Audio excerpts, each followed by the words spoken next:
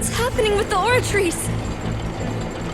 I believe it is preparing to carry out the death sentence.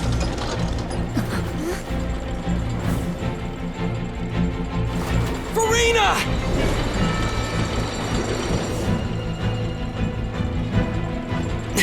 No, I still need answers.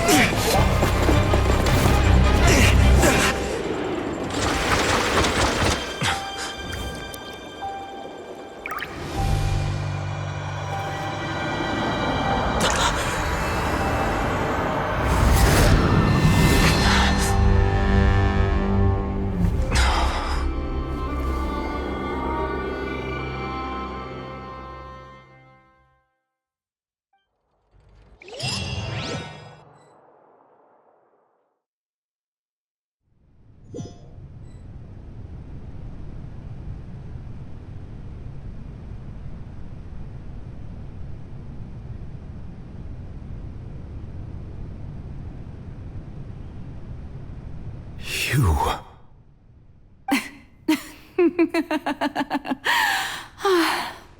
Sorry. That shocked expression on your face is just too amusing. I couldn't help myself. You are not Farina. Who are you? The sweet sound of bewilderment. Marvelous. A sure sign that my attempt to deceive everyone was a resounding success. But to answer your question, I am Focalor. You know, the god. Focalor? Why did you deceive us? Oh, that wasn't my goal, of course. Goodness, no.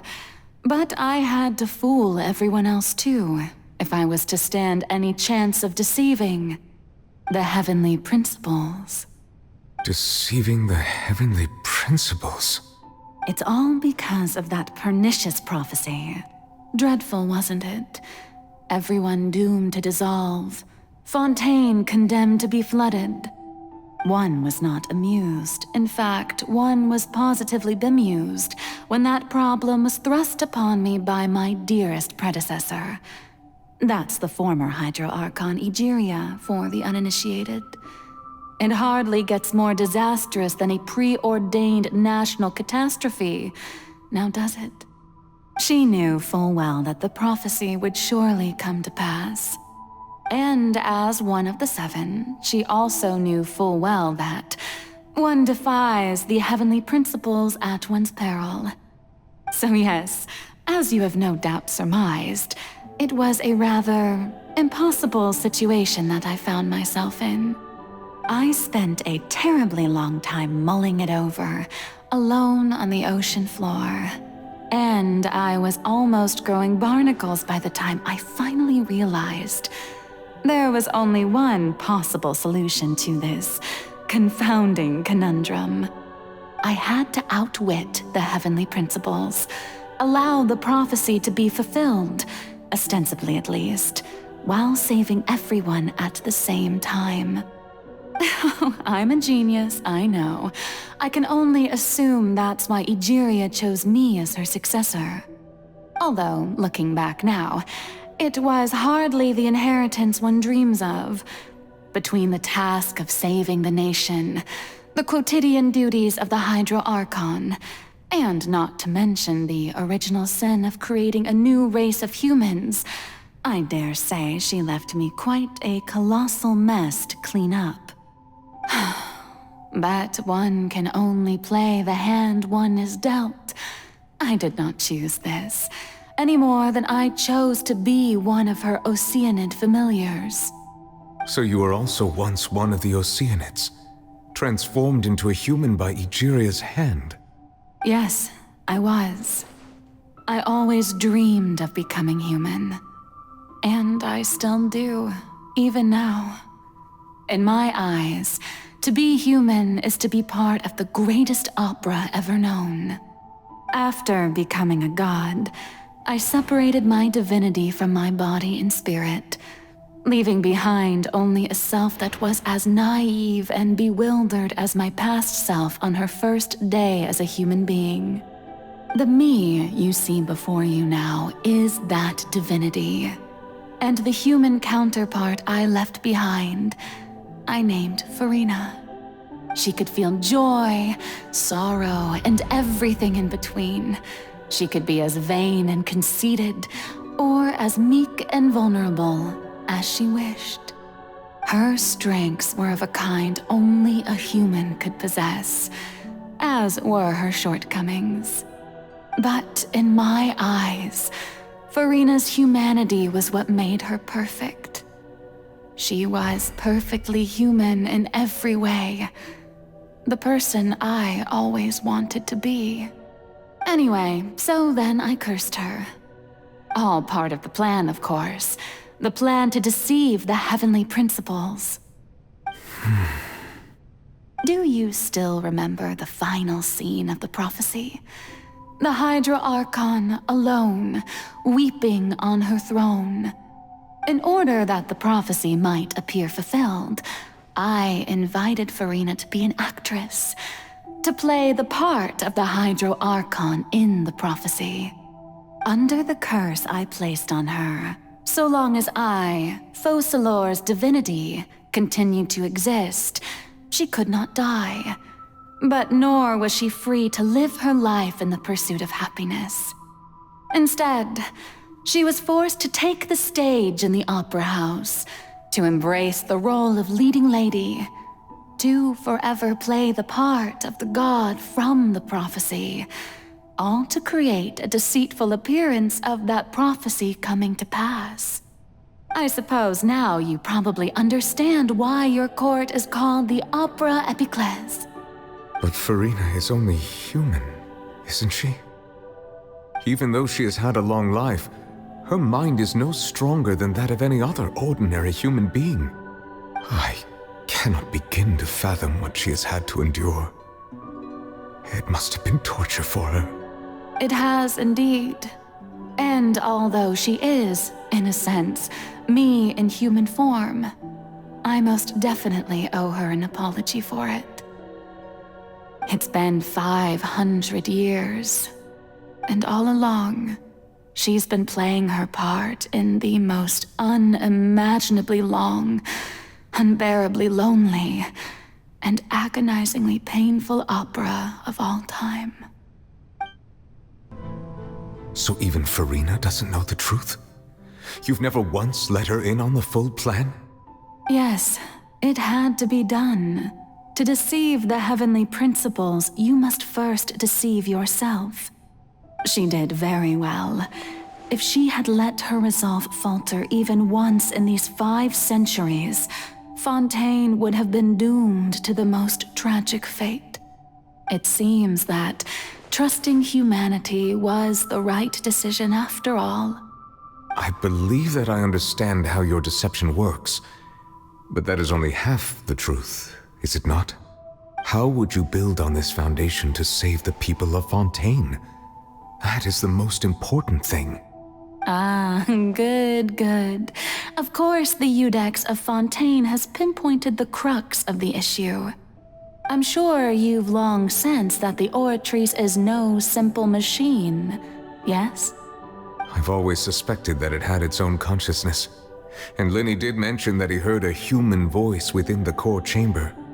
It now seems that that person was you, hidden within the machine all along. Am I right? And then I became one with the Oratrice, taking Fontaine's gnosis with me. Yes, it would seem so, wouldn't it? Alas, your understanding of this device still lacks sufficient depth. In truth, it is no enactor of justice. It is, in fact, a device created to kill the god of justice. I beg your pardon? Oh, you have it. And to be more precise, not only will the Oratrice take down the god of justice, it will also take down the divine throne upon which she has been placed. I mean, did you think I would be the sort to enjoy peaceful repose while Farina suffered? My work over these last 500 years has been to constantly accumulate indemnitium within the Oratrice. But really, some have already discovered that only a small fraction of the energy generated by the device was ever used to provide power to Fontaine. The vast majority had to be, accumulated to enact this death sentence. It was all a part of your plan then? Both the trial and the sentence? Indeed. This power, accrued over 5 centuries, could have sustained Fontainians for millennia had it only been used for that purpose. Almost all of it has now been stored within the Oratrice. But only power of this magnitude could hope to destroy the Hydro Archon's divine throne, shaking the rules established by Celestia and breaking through the institution that is the Seven. So the Oratrice's call for death was for neither Farina nor Focalor, but for the Hydro Archon. The destruction of that divine throne. If I do not misunderstand your intent, you must be... returning what's rightfully yours to you, of course.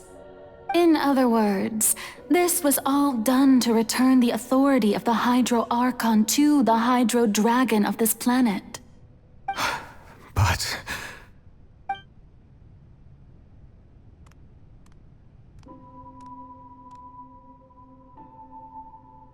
Oh, what? Getting sad again, are we? The authority of the ancient dragons shall soon be yours once more, O Hydro Dragon Sovereign. And this is the face you make.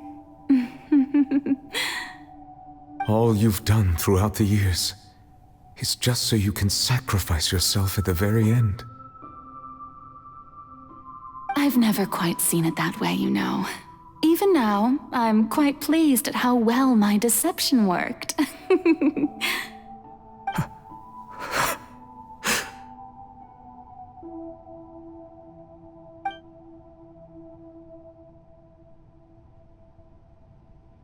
Hydro Dragon, don't cry. I must say, had it been within my rights, I would have loved to judge the heavenly principles themselves. Were they not guilty of essentially the same crime? Egeria stole the power of the primordial sea, and the heavenly principles stole the power you ancient dragons possessed. I, for my part, am the god of justice. And is it not just that your original powers should be returned to you? Speaking of justice, I have always believed that justice lies in the process of pursuing human existence itself. So, if the theft of the primordial sea's might was Fontaine's original sin, then, leaving matters of procedural right and wrong aside, the descent of the Fontainians as humans and their right to exist in this world would be Fontaine's original justice. In other words, existence was Egeria's justice, and to me, justice is the continuation of that existence. Defying the prophecy and ensuring that Fontaine's people shall live on, that should be the justice enthroned over all others. At this point, we, whether it be myself or all other Fontainians, have shouldered the burden of this sin for far too long. Iudex Nervillet, the highest judge in our land, when you regain your full power as an elemental sovereign, what verdict shall you pass upon us? So when I was invited to the court of Fontaine to serve as Iudex, I see now that that was your idea too. At last, I now understand the true purpose behind this position. In the beginning, I was uninterested in human existence. But these 5 centuries of living alongside them have gradually brought about mutual understanding between us. And I have even attempted to feel as they feel. You are a devious one, Focalor. Things being as they are, Surely you know that I could never declare them to be guilty.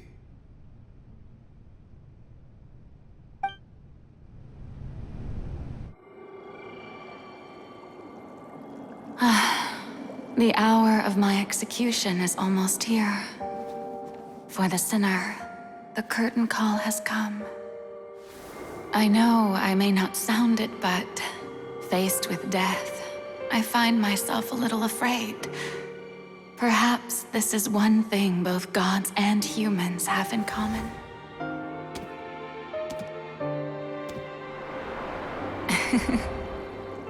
Farewell, Nervalette.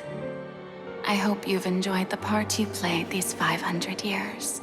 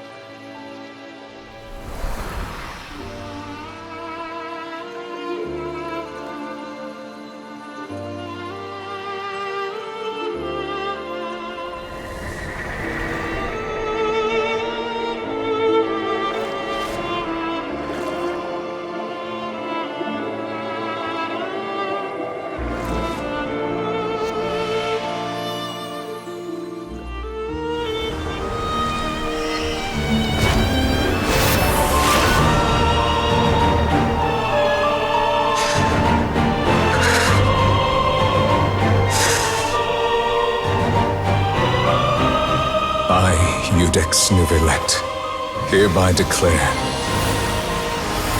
people of Fontaine, your sins are forgiven.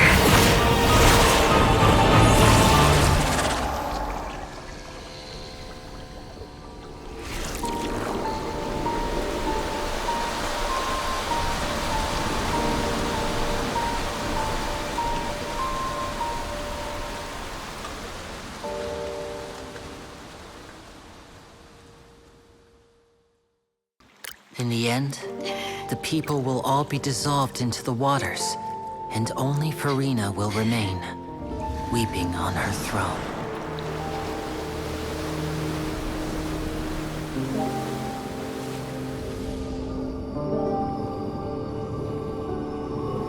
Only then will the sins of the people of Fontaine be washed away.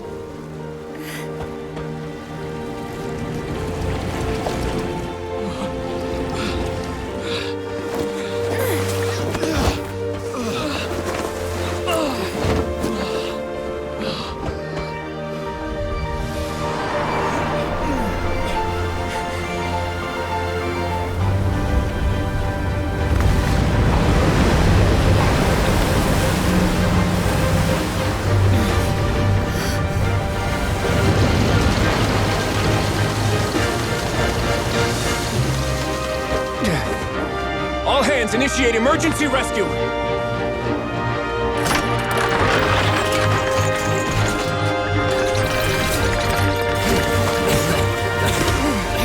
Hurry!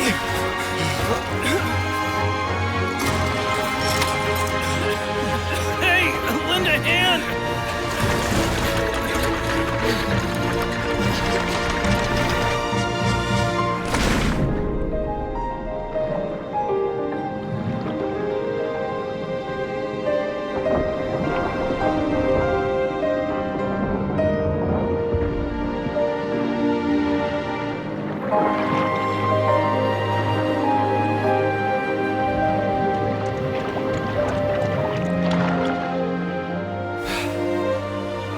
Look!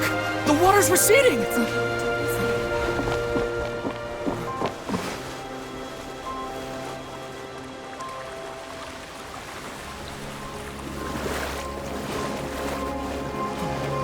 a miracle! Water's receding. We didn't dissolve. The prophecy was wrong! The prophecy was wrong!